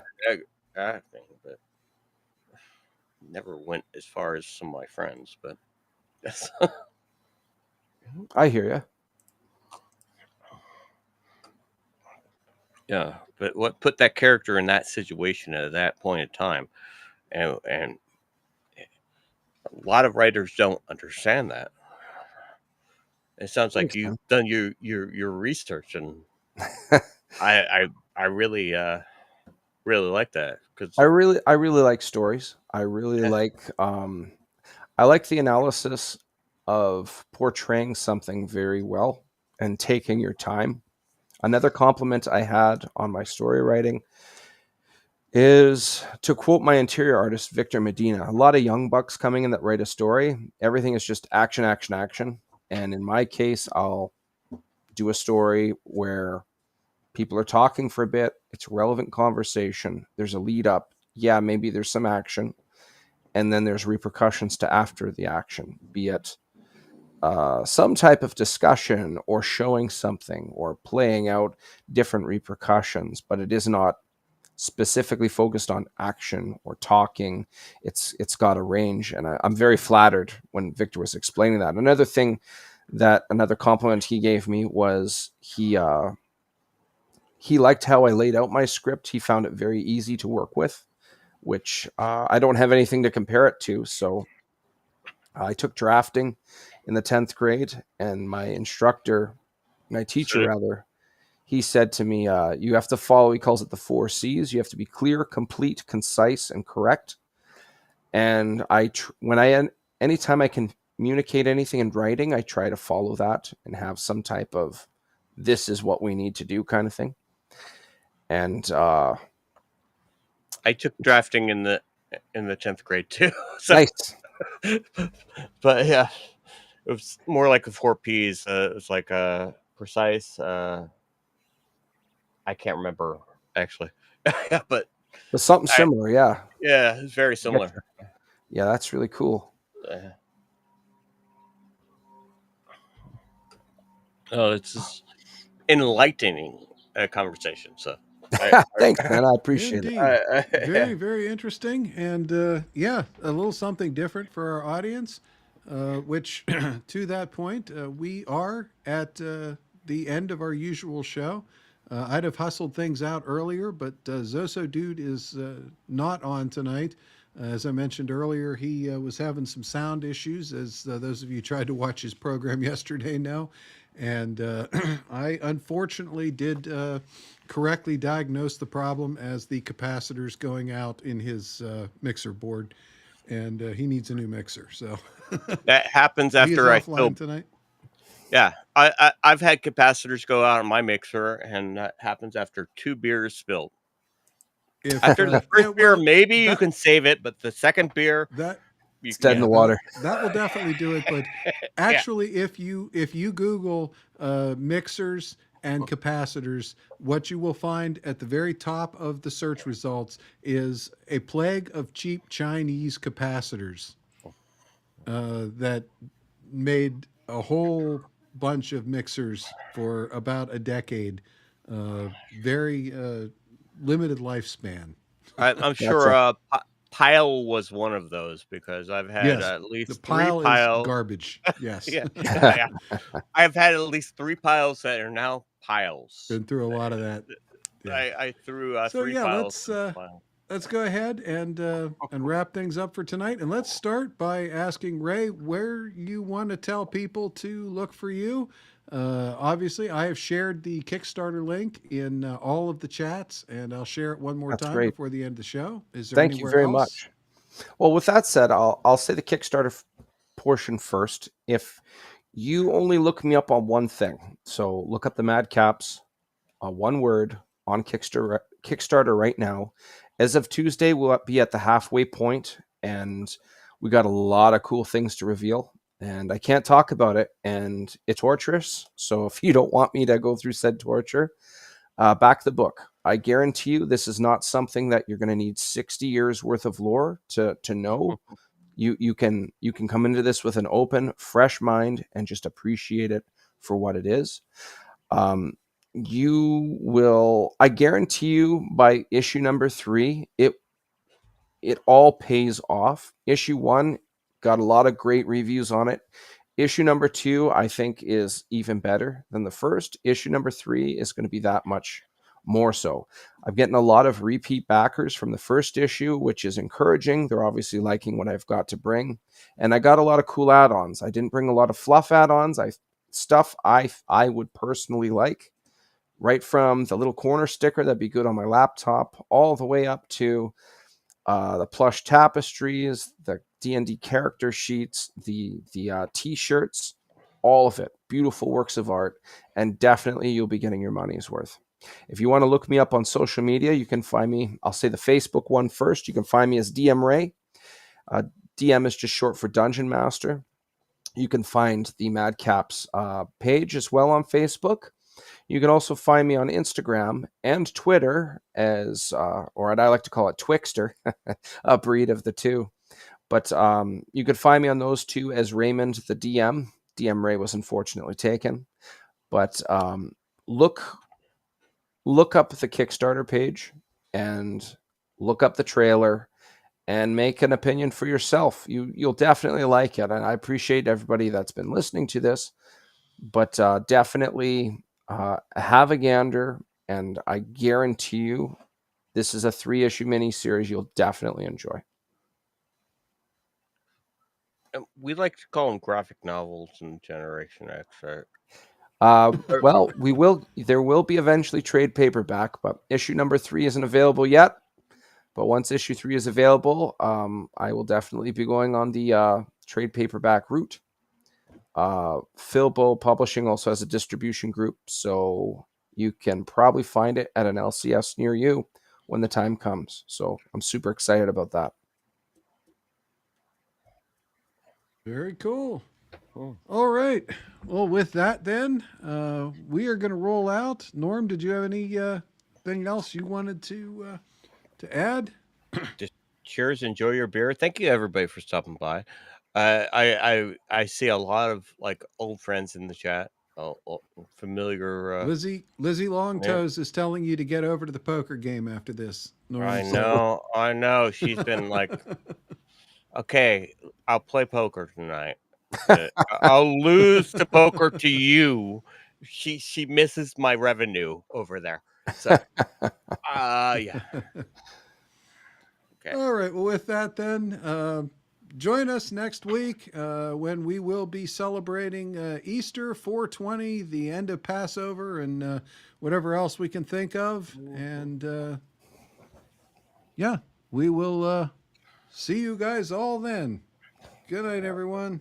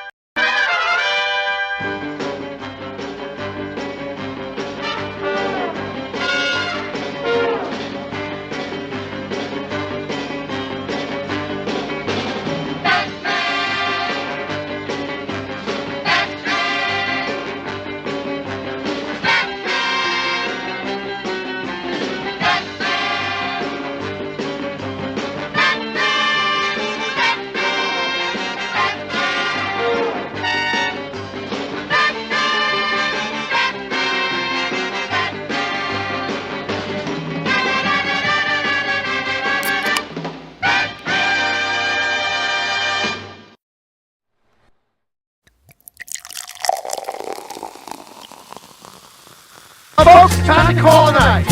Do what you feel and keep both feet on the wheel. You don't have to go home, but you can't stay here. So till next time.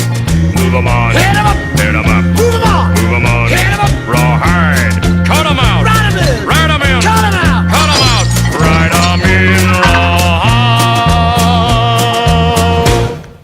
Rawhide. Let's get the hell out of here.